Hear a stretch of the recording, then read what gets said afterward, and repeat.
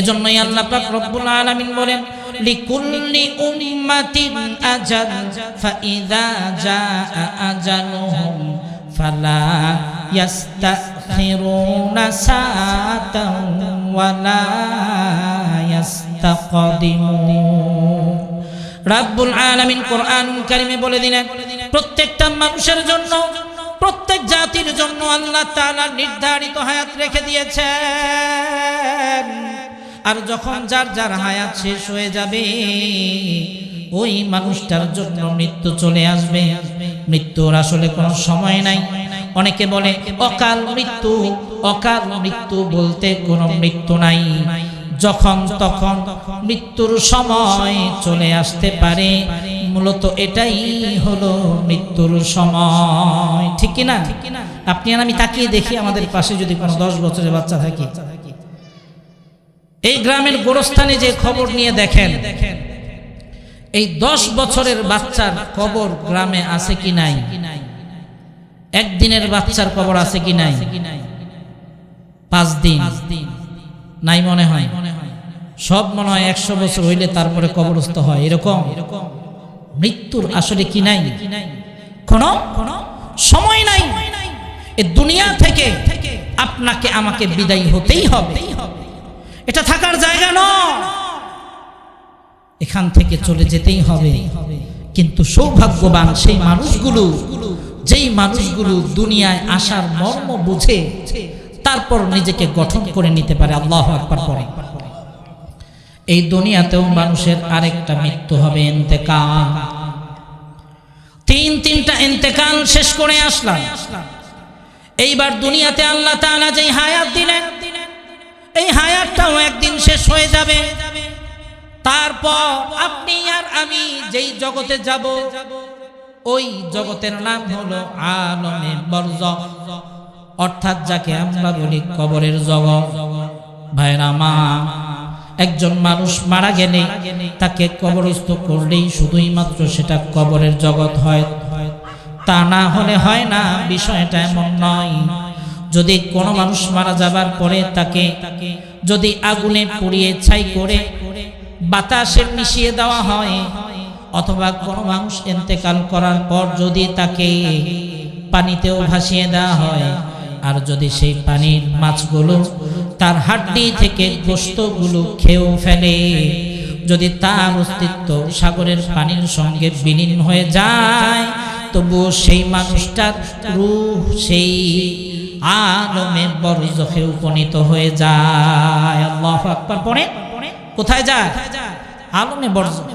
এই পৃথিবীটা হচ্ছে ক্ষণস্থায়ী একটা জায়গা, তাই না? এখানে আমরা যারা এসেছি চিরকাল আমরা থাকবো না, থাকতে পারবো না, থাকার জায়গাও না, তাই না? আমাদেরকে ইন্তেকাল করতে হবে। ইন্তেকাল, এটা নিয়ে কারো কোনো সন্দেহ আছে নাকি? আছে? কার কার আছে? দুহাত তুলে দেখান। এটা নিয়ে কোনো সন্দেহ নাই? আলহামদুলিল্লাহ। পৃথিবীতে মৃত্যু নিয়ে কোনো সন্দেহ নাই, ঠিক কি না? সে যে জাতিরই হোক না কেন, যে ধর্মেরই হোক না কেন, এই অন্তত মৃত্যু নিয়ে কারো কোনো সন্দেহ নাই। কিন্তু মৃত্যু পরবর্তী জীবন নিয়ে অনেকের মাঝে সন্দেহ দেখা দেয়, ঠিক কি না? মনোযোগ দিচ্ছেন? কথার মনোযোগ আছে আপনাদের? যত যেখানে যা কিছু হোক সব কিছু ভুলে যান, আমার দিকে তাকান। মনোযোগ আকর্ষণ করছি আপনাদের। মনোযোগ অনেক দামি জিনিস। যদি আপনি আপনার মনকে ধরে রাখতে পারেন, তাহলে আপনি পৃথিবীর শ্রেষ্ঠ মানুষ। আপনি যদি মনকে কন্ট্রোল করতে পারেন, তাহলে আপনার জীবনের সফলতা অতি সহজে চলে আসবে। নামাজ 5 ওয়াক্ত আল্লাহ তাআলা দিয়ে দিয়েছেন। শুধুই কি তাই? এবং আল্লাহ বলে দিয়েছেন নামাজটা কেমন করে পড়তে হবে। এখানে তোমার পূর্ণ মনোযোগ থাকতে হবে, পূর্ণ মনোযোগ, অর্থাৎ খুশু যেটাকে আমরা বলি। তার মানে রব্বুল আলামিন আপনাকে আমাকে প্র্যাকটিস করাচ্ছেন যে কিভাবে মনোযোগ ধরে রাখতে হয়। 10টা মিনিট যদি কেউ মনোযোগ ধরে রাখতে পারে, তার মানে তিনি একজন শক্তিশালী হৃদয়ের অধিকারী। এই লোকটা যেই কাজে হাত দিবে ইনশাআল্লাহ এক সময় সেই কাজে সে সফলতা অর্জন করবে। সুবহানাল্লাহ পড়ে। এজন্যই বলা হয় নামাজ শুধুই মাত্র ইবাদত নয়। উম্মতের কান্ডারি রাসূল আরবি সাল্লাল্লাহু আলাইহি ওয়াসাল্লাম এমন এক প্র্যাকটিস মানুষের মাঝে প্রচলন করে গিয়েছেন যেটা শুধুই মাত্র ইবাদত নয়, বরং আল্লাহ পাক রব্বুল আলামিন মানব জাতির জন্য এমন একটা মাধ্যম বানিয়েছেন যা প্র্যাকটিস করলে মানুষের জীবনে, স্বাভাবিক জীবনেও সেটা মানুষের জীবনে অতি গুরুত্বপূর্ণ কাজে ব্যবহৃত হয়। এই জন্য মনোযোগ অতি দামি জিনিস। এই মনোযোগ কোনোদিন এমনি এমনি আপনার ভেতরে আসবে না, এমনি এমনি আসবে না। এক যুবক এলাকার এক আলেমকে যে বলছেন, হযরত আমি আমার মনকে ধরে রাখতে পারি না, কখনোই আমি আমার মনকে ধরে রাখতে পারি না। আমি যখন পড়তে বসি তখন আমার বইয়ের পাতায় বন্ধু বান্ধবদের সাথে যত আড্ডা দিয়েছি সব যেন ভেসে ওঠে। আমি যখন নামাজে দাঁড়াই তখন আমার মন বাজারে ঘুরে বেড়ায়, আছে না নাই? নামাজে দাঁড়িয়ে দাঁড়িয়ে দোকানের হিসাব আছে না নাই? কে কে করেন হাত তুলে দেখান। কেউ করেন না? মাশাআল্লাহ পড়েন। অনেকে দেখবেন নামাজে দাঁড়িয়ে দাঁড়িয়ে কি করে? দোকানের হিসাব করে কি করে না? আল্লাহু আকবার। অথচ নামাজ মুমিনের জন্য কত গুরুত্বপূর্ণ ইবাদত। নামাজে কতটা মনোযোগী হওয়া দরকার। হযরত আলী রাদিয়াল্লাহু তাআলা আনহু কতটা নামাজে মনোযোগী থাকতেন। যুদ্ধের ময়দানে হযরত আলীর পায়ের মধ্যে তীর বিদ্ধ হলো। এত ব্যথা হযরত আলীর পা মোবারক থেকে তীর বের করা যাচ্ছিল না। কতেক সাহাবায়ে কেরাম ডেকে বললেন, আল্লাহ এই আলী আল্লাহ তাআলার এই গোলাম, আল্লাহ তাআলার এই প্যারা বান্দা বিশ্বনবীর এই সাহাবী হযরত আলী যখন নামাজে দাঁড়াবে তখন তার পা থেকে তীর বের করে ফেলবা। কেননা আলী নামাজে এতটাই আল্লাহর প্রেমে পাগল পারা হয়ে থাকে, তখন আলীর সামান্যতম ব্যথা অনুভূত হবে না। হযরতে আলী নামাজে দাঁড়িয়ে পড়লেন আর পা থেকে তীর বের করা হলো। নামাজ শেষ, হযরতে আলী টের পান নাই কখন তার পা থেকে তীর বের করে আনা হয়েছে। হযরতে আলী টের পান নাই। আল্লাহু আকবার। ইমামে আজম ইমামে আবু হানিফা রাহমাতুল্লাহি আলাইহি যখন নামাজে দাঁড়াতেন এমন করে কান্না করতেন। আরে কি কান্না! আল্লাহর কোরআন তিলাওয়াত করতে করতে আল্লাহর ভয়ে কান্না করতে থাকতেন। কান্না করতে করতে এমন হালত হতো নিজের ভেতরে আর নিজে থাকতেন না। ওনার এই কান্নার শব্দ পর্যন্ত আশপাশের বাড়িগুলোতে চলে যেত। আল্লাহু আকবার এমন করে কান্না করতেন।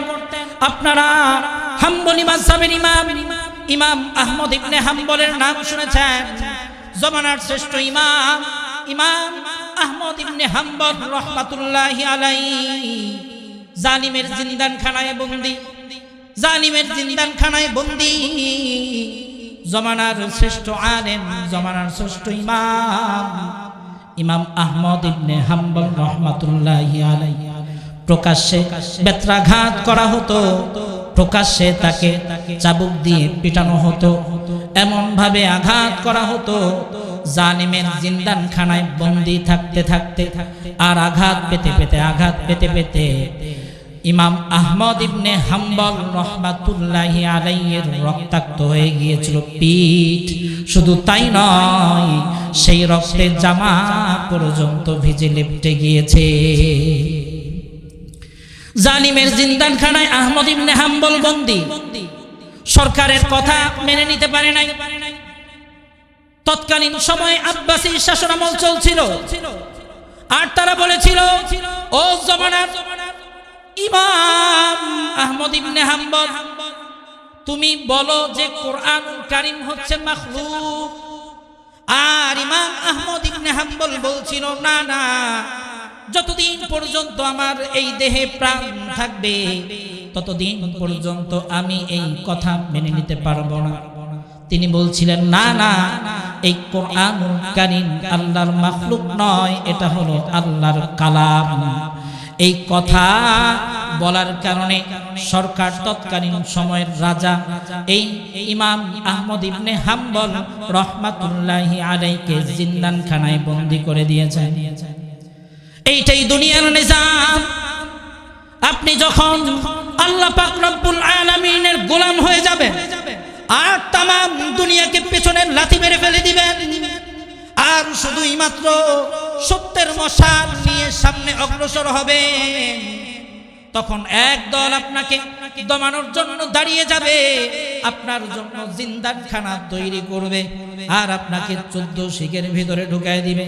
ঠিক তেমনি ইমাম আহমদ ইবনে হাম্বল জালিমের জিন্দানখানায় বন্দী। আল্লামা মামুনুল হক যেমন জালিমের জিন্দানখানায় বন্দী ছিলেন, খালেদ সাইফুল্লাহ আইয়ুবী জালিমের জিন্দানখানায় বন্দী। আল্লাহু আকবার। আমার উস্তাদ হাফেজ জুনায়েদ বাবুনগরী রহমাতুল্লাহি আলাইহি, হাফেজ জুনায়েদ বাবুনগরী রহমাতুল্লাহি আলাইহি জালিমের জিন্দানখানায় বন্দী ছিলেন। এমন ভাবে তাকে অত্যাচার করা হয়েছে, দুটি পা তার একেবারে পঙ্গুর মতো হয়ে গিয়েছে, নিজ চোখে দেখেছে। হযরত দাঁড়াতে পারতেন না, চেয়ারে বসে বসে আমাদের ক্লাস করাতেন। আল্লাহু আকবার পড়েন। সেই আল্লাহওয়ালা বুজুর্গ ব্যক্তিগুলো জালিমের জিন্দানখানায় বন্দী, কিন্তু আল্লাহকে ভুলে নাই। আল্লামা মামুনুল হকের খবর জানেন আপনারা, খালেদ সাইফুল্লাহ আইয়ুবী আর যত উলামায়ে কেরাম জালিমের জিন্দানখানায় বন্দী ছিল। হয়তোবা মানুষগুলো তাদেরকে দেখতো বন্দী, কিন্তু এই আল্লাহর বান্দাগুলো, আল্লাহর ওলিগুলো, এই শাইখুল হাদিসগুলো যখন রাতের বেলা মুসল্লাতে দাঁড়িয়ে যেতেন আর আল্লাহর কোরআন তিলাওয়াত করতে থাকতেন, আল্লাহু আকবার, আল্লাহু আকবার, আমার বিশ্বাস দুনিয়ার এই জিন্দানখানা, ছোট্ট জিন্দানখানা, এই দুনিয়ার এই কয়েদখানা তাদের জন্য কয়েদখানা ছিল না, বরং তারা 7 আসমান ভেদ করে আল্লাহর মুলাকাতে লিপ্ত ছিল। আল্লাহু আকবার। ঠিক তেমনি আহমদ ইবনে হাম্বল তিনি বলছিলেন, ও দুনিয়ার মানুষগুলো তোমরা শুনে নাও। কি মনে করো তোমরা? কি মনে করো?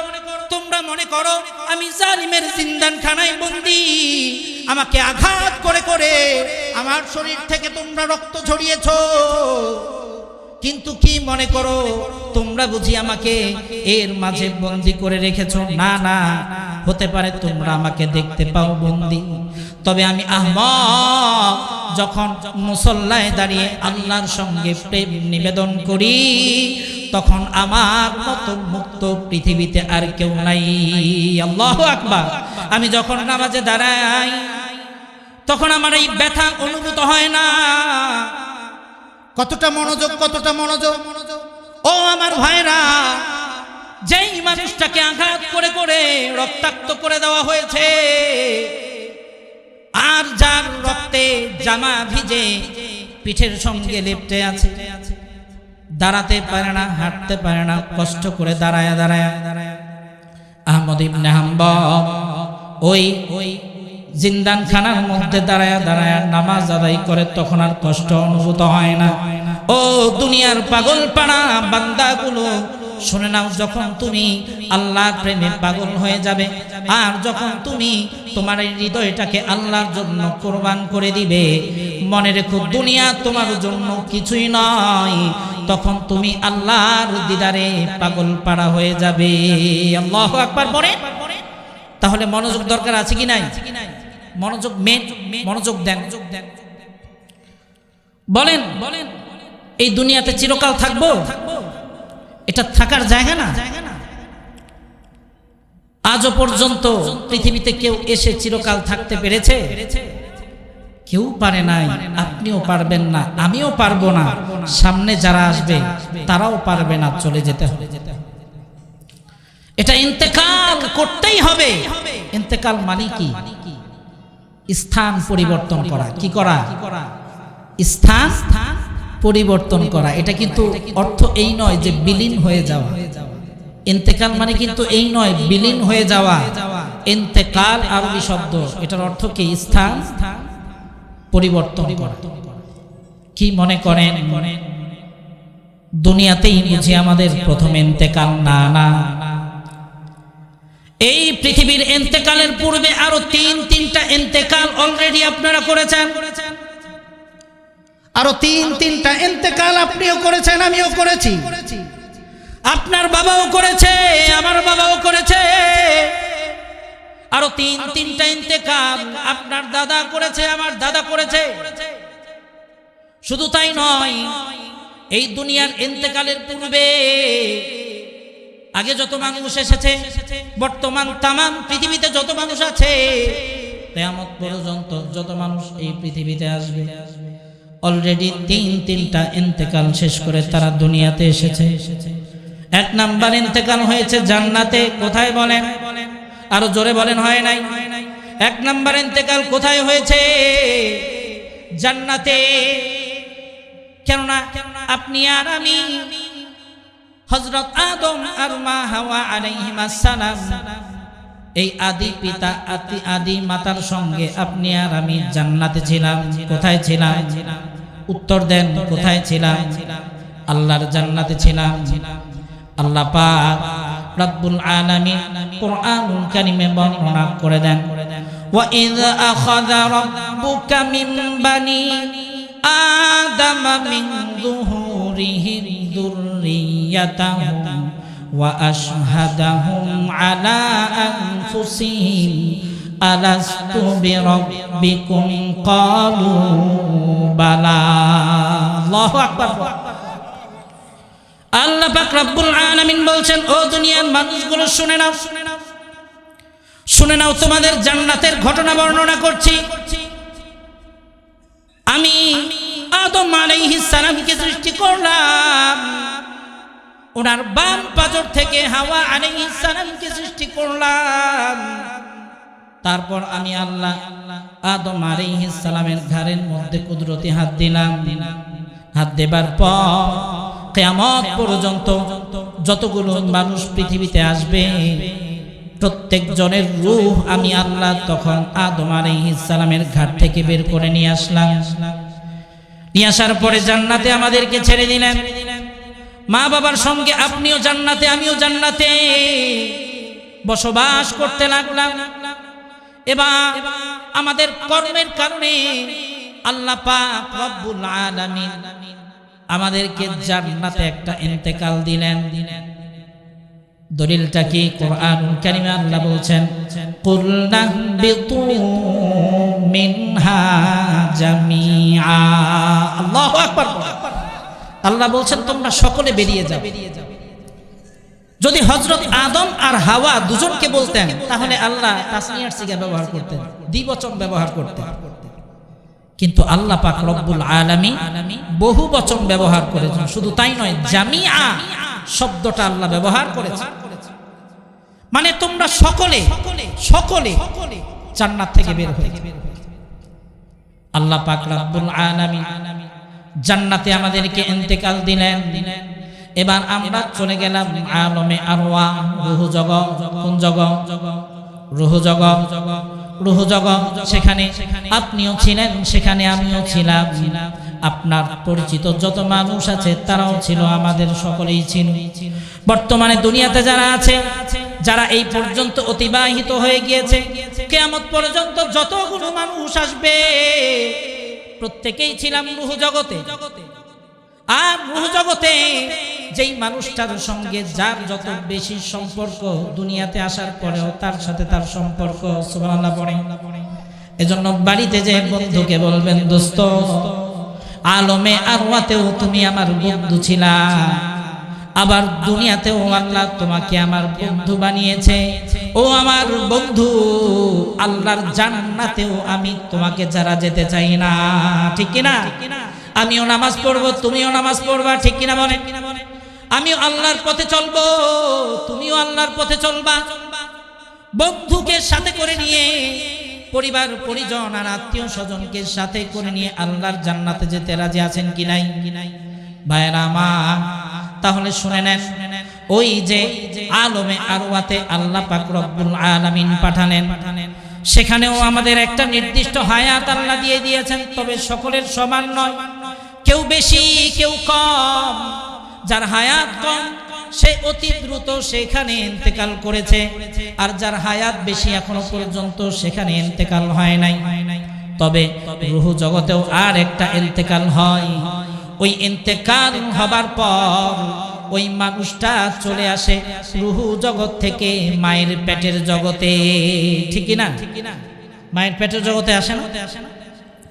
মায়ের পেটের জগৎ আর দুনিয়ার জগতের সিস্টেম কি এক? এখানকার খাওয়া দাওয়া আর মায়ের পেটের জগতের খাওয়া দাওয়ার সিস্টেম এক।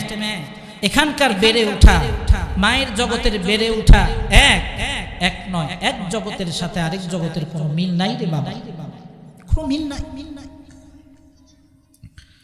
মায়ের পেটের জগতে আসলাম, এই মায়ের পেটের জগতেও কিন্তু নির্দিষ্ট নয় হায়াত। নির্দিষ্ট কেউ 6 মাস, কেউ 7 মাস, কেউ 8 মাস, কেউ 10 মাস। একজনের হায়াত এক রকম। মায়ের পেটের জগতেও একজনের হায়াত এক রকম। তবে সেইখানেও চিরকাল থাকা যায় না, সেখানেও চিরকাল থাকা যায় না। সেখানেও আল্লাহ পাক রব্বুল আলামিন একটা নির্দিষ্ট হায়াত দিয়ে দিয়েছেন। ওই হায়াত যখন শেষ হবে তখন মায়ের পেটের জগৎ থেকেও একটা ইন্তেকাল হবে। আর সেই ইন্তেকালের পরই একজন মানুষ দুনিয়ার জিন্দেগিতে এসে উপনীত হয়। দুনিয়াতেও একজন মানুষ চিরকাল থাকবে না, দুনিয়াতেও চিরকাল থাকবে না। আপনিও থাকবেন না, আমিও থাকবো না রে বাবা। দুনিয়াতেও কারো জন্য নির্দিষ্ট হায়াত নাই, অর্থাৎ এক সমান হায়াত নাই। তবে প্রত্যেকের জন্য আলাদা আলাদা নির্ধারিত। এজন্যই আল্লাহ পাক রব্বুল আলামিন বলেন, লিকুল্লি উম্মাতিন আজাল ফাইযা জাআ আজালুহুম ফালা ইয়াস্তাখিরুনা সাআতান ওয়ালা ইয়াস্তাকদিমুন। রব্বুল আলামিন কোরআনুল কারীমে বলে দিলেন, প্রত্যেকটা মানুষের জন্য, প্রত্যেক জাতির জন্য আল্লাহ তাআলা নির্ধারিত হায়াত রেখে দিয়েছেন। আর যখন যার যার হায়াত শেষ হয়ে যাবে, ওই মানুষটার জন্য মৃত্যু চলে আসবে। মৃত্যুর আসলে কোনো সময় নাই। অনেকে বলে অকাল মৃত্যু, অকাল মৃত্যু বলতে কোনো মৃত্যু নাই। যখন তখন মৃত্যুর সময় চলে আসতে পারে, মূলত এটাই হলো মৃত্যুর সময়, ঠিক কি না? আপনি আর আমি তাকিয়ে দেখি আমাদের পাশে যদি কোনো 10 বছরের বাচ্চা থাকে, এই গ্রামের গোরস্থানে যে খবর নিয়ে দেখেন, এই 10 বছরের বাচ্চার কবর গ্রামে আছে কি নাই? একদিনের বাচ্চার কবর আছে কি নাই? 5 দিন নাই মনে হয়। সব মনে হয় 100 বছর হইলে তারপরে কবরস্থ হয়, এরকম। মৃত্যুর আসলে কি নাই? কোনো সময় নাই। এই দুনিয়া থেকে আপনাকে আমাকে বিদায় হতেই হবে। এটা থাকার জায়গা নয়, এখান থেকে চলে যেতেই হবে। কিন্তু সৌভাগ্যবান সেই মানুষগুলো, যেই মানুষগুলো দুনিয়ায় আসার মর্ম বুঝে তারপর নিজেকে গঠন করে নিতে পারে। আল্লাহু আকবার পড়ে। এই দুনিয়াতেও মানুষের আরেকটা মৃত্যু হবে, ইন্তেকাল। তিনটা ইন্তেকাল শেষ করে আসলাম। এইবার দুনিয়াতে আল্লাহ তাআলা যেই হায়াত দিলেন, এই হায়াতটাও একদিন শেষ হয়ে যাবে। তারপর আপনি আর আমি যেই জগতে যাব, ওই জগতের নাম হলো আলমে বরজখ, অর্থাৎ যাকে আমরা বলি কবরের জগৎ। ভাইরা মা, একজন মানুষ মারা গেলে তাকে কবরস্থ করলেই শুধুই মাত্র সেটা কবরের জগৎ হয়, তা না হলে হয় না। বিষয়টা এমন নয়। যদি কোনো মানুষ মারা যাবার পরে তাকে যদি আগুনে পুড়িয়ে ছাই করে বাতাসে মিশিয়ে দেওয়া হয়, অথবা কোনো মানুষ ইন্তেকাল করার পর যদি তাকে পানিতেও ভাসিয়ে দেওয়া হয়, আর যদি সেই পানির মাছগুলো তার হাড্ডি থেকে গোশতগুলো খেয়েও ফেলে, যদি তার অস্তিত্ব সাগরের পানির সঙ্গে বিলীন হয়ে যায়, তবুও সেই মানুষটার রূহ সেই আলমে বরজখে উপনীত হয়ে যায়। আল্লাহু আকবার পড়ে কোথায় যায়? আলমে বরজখ। অন্য কোনো জায়গা নাই, বাইপাস নাই, একটাই রাস্তা। যাই করা হোক না কেন পৌঁছতে হবে কোথায়? আলমে বরজখ, সেখানেই যেতে হবে। এটা ছাড়া কোনো জায়গা নাই। কি করবেন? মানুষ বিশ্বাস করলে করুক বা না করুক, এটাই সত্য। মৃত্যুর পর আলমে বরজখে আমাদেরকে পৌঁছতে হবে, থাকতে হবে সেখানে। সেটাই কি আমাদের শেষ? না, এখন তো মানুষ বিশ্বাস করে না। কথা বললে অনেকে বিশ্বাস করে না। ভাইরা আমার শুনেন, এক লোক পুকুরের পাড়ে মাছ ধরছে। কি ধরছে? বড়শি দিয়ে মাছ ধরছেন। তিনি বড়শি ফেললেন, ছোট্ট একটা টাকি, এটার বাত্তা টাকি আছে না একটা, এটা শোল টাকি না, বাত্তা টাকি। বাত্তা টাকি সে আসছে খাবার জন্য রেডি। যেই কামড় দেবে অমনি এসে হাজির হয়েছে একটা বিশাল শোল মাছ। এসে বলছে, কিরে কি খবর? বলে, বড় ভাই আপনি আসছেন? আমি ছোটখাটো মানুষ, সারাদিন ঘুরে বেড়াই, তেমন খাবার টাবার পাই না। আপনার তো খাবারের অভাব নাই, কত খাবার আপনি খান, রাস্তা খান, কালভার্ট খান, আপনি কত ব্রিজ খাইলেন, কত রিলিফের সম্পদ খাইলেন। আমি ছোট মানুষ, এলাকার চামড়া চুমড়া, ছোট্ট একটা খাবার পাইছি, খেতে আসছি, ক্ষুধার্ত পেট। ভাই এখানে ঝামেলা করেন না, অন্যদিকে মুখ দেন। এবার বড়টাই বলে, সাবধান, যেটাকে খাবার মনে করছো আসলে এটা কিন্তু খাবার না। যেটা খাবার দেখছো এর ভেতরে আরেকটা আছে বাঁকা বাঁকা, উপরের দিকে বাঁকা। এই উপরের দিকে বাঁকানোর মাথায় আরেকটা আছে আবার নিচের দিকে বাঁকা। আর এটার মধ্যে একটা রশি বাঁধা আছে, এই রশি আছে আবার একটা ছিপের সঙ্গে বাঁধা। আর ওই ছিপের গোড়া আবার ধরে রেখেছে 3.5 হাত বড়ের একটা মানুষ, ঠিক কিনা? যখনই কামড় দিবা এক টানে তুলে নিয়ে যাবে তোমাকে উপরে। যদি আরো পায় তাহলে তো ভালো কথা, আর যদি না পায় তাহলে তোমাকেই বাড়িতে নিয়ে যাবে। তোমাকে বাড়িতে নিয়ে যাবে।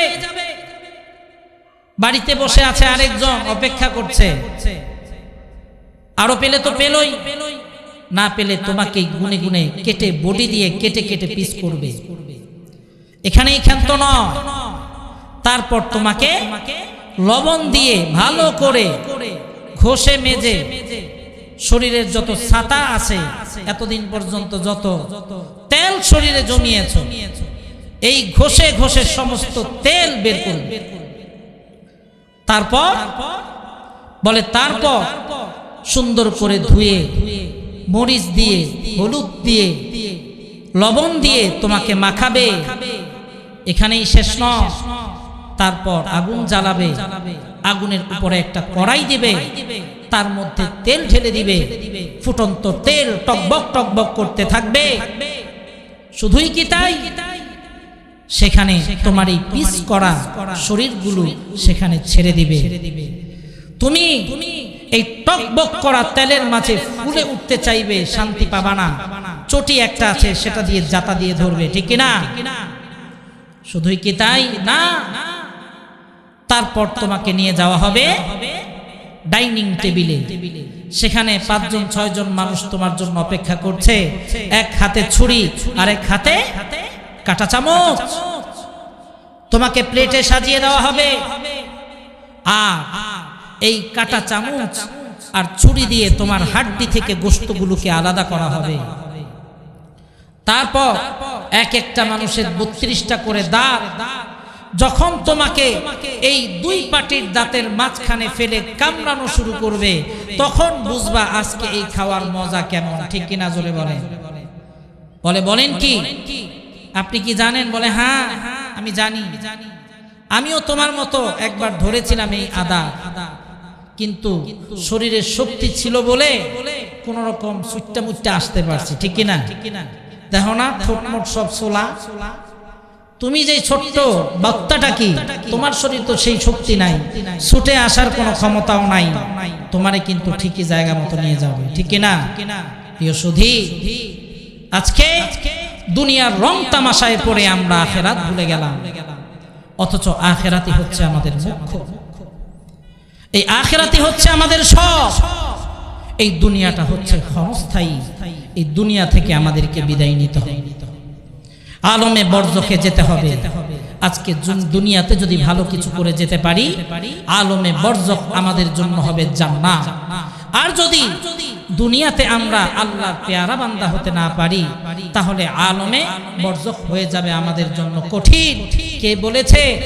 উম্মতের নবীগণ, রাসূলগণ, তারা আখিরাত দেখে এসেছেন। আমাদের পেয়ারা হাবিব, উম্মতের কান্ডারি রাসূলে আরবি সাল্লাল্লাহু আলাইহি ওয়াসাল্লামকে আল্লাহ পাক রব্বুল আলামিন মেরাজে নিয়ে গিয়েছেন, এবং আল্লাহ পাক রব্বুল আলামিন সেই মেরাজে এই আখিরাতের শাস্তি সম্পর্কে দেখিয়েছেন, আখিরাতের সুখ শান্তিও আল্লাহ পাক রব্বুল আলামিন দেখিয়েছেন। আল্লাহু আকবার। আরো জোরে আল্লাহু আকবার, আরো জোরে আল্লাহু আকবার। এই যে আলমে বরজখ, আলমে বরজখের জিন্দেগির লং একটা টাইম। এই আলমে বরজখের হায়াতও কিন্তু সকলের সমান না, কারো বেশি কারো কম। তবে সেখানেও নির্ধারিত হায়াত। যখন নির্দিষ্ট হায়াত শেষ হবে, সেখানেও আরেকটা ইন্তেকাল হবে। কি হবে? আরেকটা ইন্তেকাল। সেই ইন্তেকালের পরে আমরা যে পৌঁছাবো হচ্ছে হাসরের ময়দানের জিন্দেগিতে। কোন জিন্দেগি? হাসরের ময়দানের জিন্দেগি। হাসরের ময়দানের জিন্দেগিতে আমরা সকলে উপস্থিত হব। সেই জিন্দেগি প্রায় 50,000 বছর পর্যন্ত আমরা হাসরের ময়দানেই অবস্থান করব। সেই দিন আপনিও অবস্থান করবেন, আমিও অবস্থান করব। আল্লাহ পাক রব্বুল আলামিন বিচার কার্য শুরু করবেন 50,000 বছর পর। 50,000 বছর পর্যন্ত আপনিও থাকবেন, আমিও থাকব। তাম পৃথিবীর শুরু থেকে নিয়ে কিয়ামত পর্যন্ত যতগুলো মানুষ পৃথিবীতে আসবে, প্রত্যেকটা মানুষ সেই দিন হাসরের ময়দানে উপস্থিত থাকবে। 50,000 বছর পর্যন্ত অবস্থান করার পর আল্লাহ পাক রব্বুল আলামিন বিচার কার্য শুরু করবেন। আল্লাহ তাআলা বিচার করবেন। বিচার শেষে আর একটা ইন্তেকাল হবে, সেটা হবে 6 নাম্বার ইন্তেকাল। ওই ইন্তেকালের পরেই ফয়সালা হয়ে যাবে ফারিকুম ফিল জান্নাহ ওয়া ফারিকুম ফিস সাঈর। ফয়সালা হয়ে যাবে, একটা দল চলে যাবে জান্নাতে, আর একটা দল চলে যাবে জাহান্নামে। এবার আল্লাহ তাআলা বলবেন, মৃত্যু নামক বস্তুটাকে দুম্বার আকৃতি দিয়ে জবাই করে দাও। জবাই করে দেওয়া হবে, তার মানে মৃত্যু শেষ। যারা আল্লাহর জান্নাতে, তারা চিরকাল জান্নাতে থাকবে, আর যারা জাহান্নামে, তারা চিরকাল জাহান্নামে থাকবে। এছাড়া দ্বিতীয় আর কোনো রাস্তা নাই। আল্লাহু আকবার পড়ে। এছাড়া দ্বিতীয় আর কোনো রাস্তা নাই। এই জন্যই এখন আপনার আর আমার হাতে সবকিছু। আল্লাহর জান্নাতে যাব নাকি জাহান্নামে যাব ডিসাইড করতে হবে। ডিসিশন দুনিয়াতেই নিতে হবে। আপনি আর আমি কি জান্নাতের বাসিন্দা হব নাকি জাহান্নামের? দুনিয়ার সুদ, ঘুষ, দুর্নীতি, অন্যায়, অনাচার, অত্যাচার, জুলুম, নির্যাতন, নিপীড়ন আর ঠকবাজি, ছল চাতুরি করে জাহান্নামের কয়েদি হব, নাকি নেক আমল করে করে আল্লাহর জান্নাতে চলে যাব? দুনিয়ার এই ক্ষমতা কিছু নয় রে বাবা, দুনিয়ার ক্ষমতা কিছু নয়। কত ক্ষমতাবান পৃথিবী থেকে বিদায় হয়ে গেল। সামনে নির্বাচন, না জানি নির্বাচনকে কেন্দ্র করে কত মানুষ পৃথিবী থেকে বিদায় হয়ে যায়, ঠিক কিনা বলেন? ওসমান হাদি সত্যের পক্ষে কথা বলার কারণে ছেলেটাকে, ইয়াং ছেলেটাকে গুলি করে হত্যা করা হয়েছে, শহীদ করা হয়েছে, ঠিক কিনা বলেন? এই ছেলেটার ব্যাপারে কি বলবো? আল্লাহ পাক রব্বুল আলামিনের কাছে দোয়া করে দিলাম, ওগো রব্বুল আলামিন, শহীদদের খাতায় তার নামটা লিপিবদ্ধ করে সবুজ পাখির ভেতরে তার আত্মাটাকে ঢুকিয়ে কিয়ামত পর্যন্ত জান্নাতের নাজ নেয়ামত ভোগ করায়া দিও, পড়ে না আমিন। রব্বুল আলামিন হাজ্জালা রাদিয়াল্লাহু তাআলা আনহুর সঙ্গে শহীদ বলে তুমি হাসরের ময়দানে তাকে ঘোষণা করে দিও। ওগো রব্বুল আলামিন, তোমার কাছে ফরিয়াদ করে দিলাম, এই পর্যন্ত যত শাহাদাত করেছে, শাহাদাত হয়েছে, শাহাদাতের মর্যাদা দ্বারা পেয়েছেন, প্রত্যেককে তুমি জান্নাতি হিসেবে কবুল করে নাও, করুন আমিন। কিন্তু দুঃখ বাবা, তোমার জন্য তুমি হত্যা করে কি করলা? তুমি কি করলা? তুমি তো তোমার কপালটাকে পুরাইলা। আল্লাহ পাক রব্বুল আলামিন বলছেন, যেই মানুষটা একজন মুমিনকে অযথাই হত্যা করবে, বিনা অপরাধে হত্যা করবে, সে দীর্ঘকাল জাহান্নামে থাকবে।